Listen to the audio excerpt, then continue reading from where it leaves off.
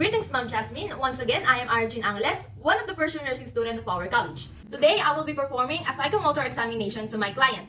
Thus, without further ado, let's start with it. The psychomotor examination that I will be going to perform to my client includes her thorax and lungs. And of course, the purpose of this procedure is to give me, future nurse, information about the movement of air and gas into my client's body. And of course, the considerations to be made are first, for the infant, if we are going to assess their breathing pattern, see to it that we assess them into their abdomen and not on their thorax, as this is the area where they breathe the most. Second is for our children client, the thoracic curvature may appear or scoliosis, so it is important for us future nurses that we assess them starting at the age of 12 until their growth lowers. Third is for the older client, the thoracic curvature may be accentuated or kyphosis as they may have osteoporosis. And of course, the materials needed are first our patient's gown, and then of course, our stethoscope. So let's start with the preparation. So first thing first, once again, we are going to perform hand hygiene so that the microorganisms lodging onto our hands will not be transferred to our client. And then after that is I will be now going to introduce myself to my client, explain to them the procedure, and give them instruction. So good day, ma'am. I am Ara, and I will be your nurse today. So today, ma'am, I will be assessing your thorax and lungs po, no? As this is one of our doctor's order po. Para po ma-assess natin kung may specific condition po ba yung organs na yon na kailangan ng further assessment nito. Okay po ba yun?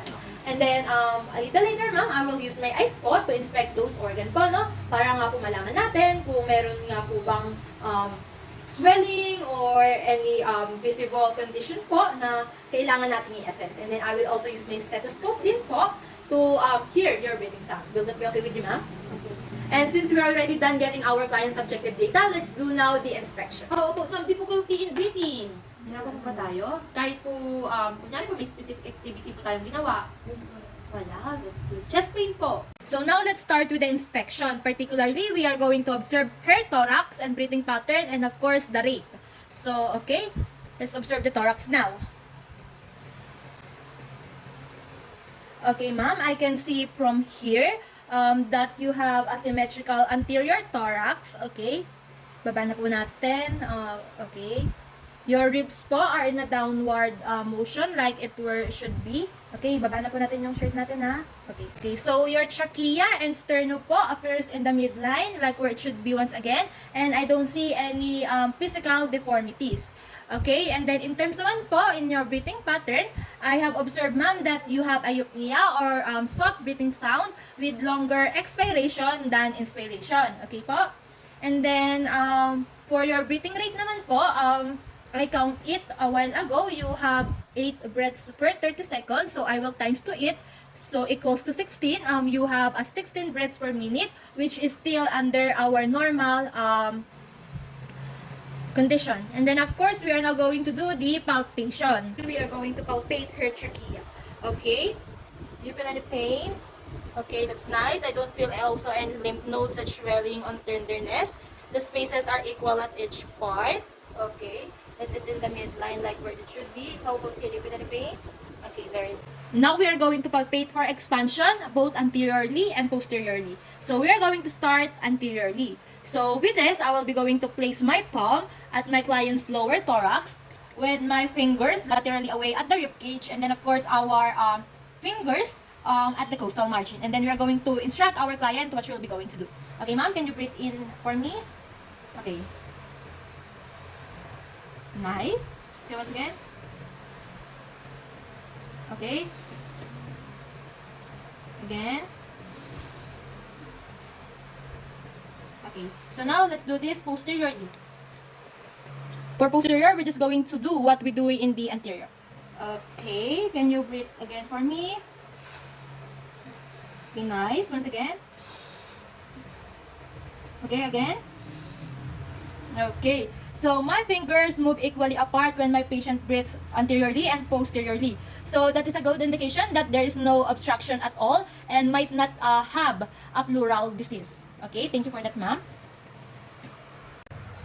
Next is we are going to palpate for tactile premitus. So for this, we are going to place the ulnar sides of our hand to the side where we usually put our stethoscope during auscultation. And then of course, we are going to instruct our patient what to do. So once I put my hand, you're just going to say 99, okay? 99.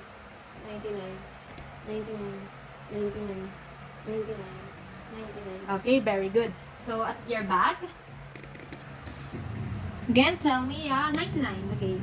99, 99, 99, 99, 99. So that's good as I can feel the vibration equally at my ulnar side of my hand at the different fields. So no obstruction at all. And then of course, the intensity of vibrations are really equal at each part where we usually put our stethoscope during auscultation. Next is we are going to palpate our client's ribs and thorax anteriorly and posteriorly. Okay? Just going to tell me if you feel any pain, alright? Feel any pain?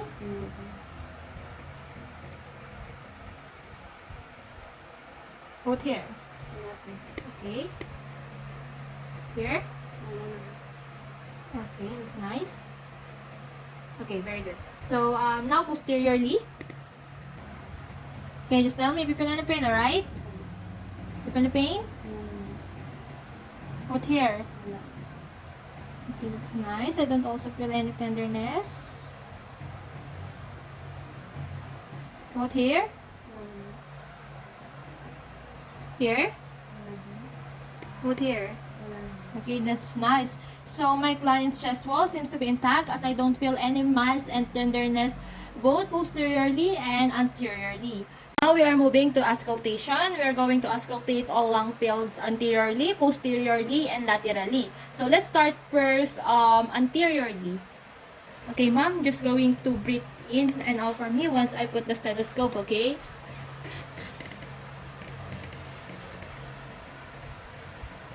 Okay. Nice. Okay. Okay. Mm-hmm. Okay. Okay.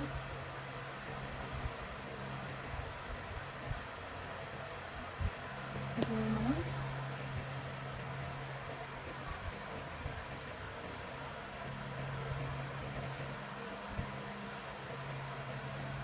Okay. Okay. Okay, very good. Now we are doing it posteriorly. Okay.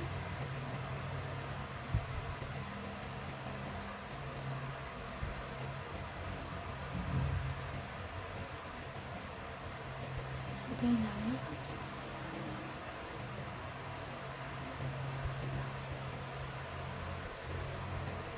Okay, very good.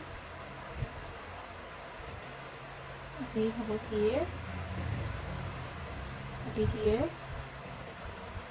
Okay, here. Okay, nice. So now laterally. Okay, breathe.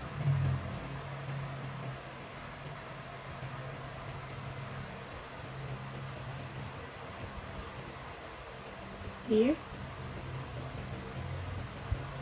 Again, here. Put here. Here. Okay, good. Here. Okay, very good. So, upon auscultation, I heard a soft, low-pitch sound with rustling quality during inhalation and softly during exhalation. I don't also heard any crackles or like crackling sound at the base of my client's lungs or any wheezing sounds like the fast, high-pitch sound. Okay, so now let's move to auscultating our client's vocal fremitus. So let's start first here at her posterior. So, ma'am, once I put the stethoscope, can you say 1, 2, 3 for me? Okay? Okay. 1, 2, 3, 4. 1, 2, 3, 4. 1, 2, 3, 4. 1, 2, 3, 4. 1, 2, 3, 4. 1, 2, 3, 4. 1, 2, 3, 4. 1, 2, 3, 4. 1, 2, 3, 4. 1, 2, 3, 4. 1, 2, 3, 4. 1, 2, 3, 4. Very nice. Now, at your anterior. Okay, say 1, 2, 3 again. 1, 2, 3, 4. Wait, okay, let's start here. 1, 2, 3, 4. 1, 2, 3, 4. 1, 2, 3, 4. 1, 2, 3, 4. 1, 2, 3, 4. 1, 2, 3, 4. 1, 2, 3, 4. 1, 2, 3, 4. 1, 2, 3, 4. 1, 2, 3, 4. 1, 2, 3, 4. 1, 2, 3, 4. Okay. So, upon assessing my client's vocal primitus, the numbers she uttered are faint and indistinct. I don't heard any obstruction. So, that's nice. So, that's the end of our assessment, ma'am. Thank you very much for your cooperation. If you have any question, please don't hesitate to ask me po. Meron po ba? Wala naman po. Okay. And then, of course, after that is we are going to provide client safety. And then, of course, we are going to perform hand hygiene. And then, we are going to document what we do.